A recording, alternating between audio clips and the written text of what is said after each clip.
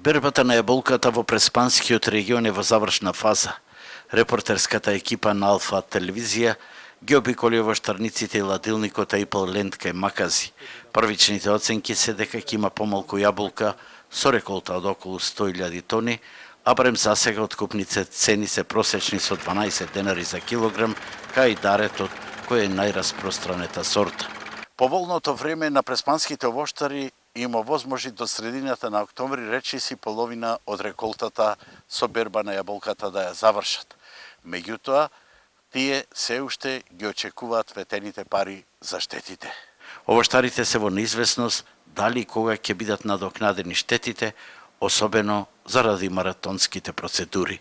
Со штетите кои што настана на 10 јули оваа година, се уште се во тек процедурите и постапките околу исплата.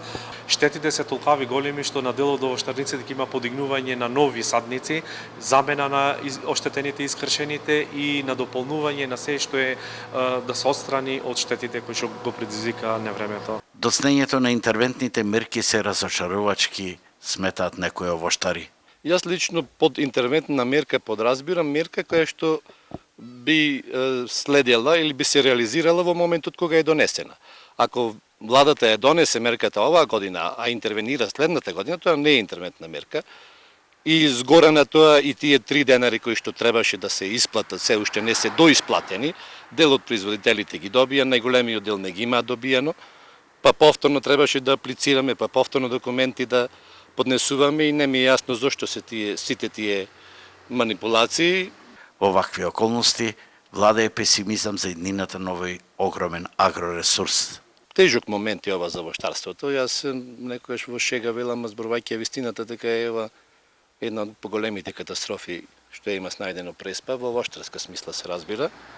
Младите ги напуштија селата, не сакаа да работат во воштарство, затоа што не знам кој би работил во воштарство ако мора своите јаболка, своите реколта да ги предаде, да ги продаде за 1 денар.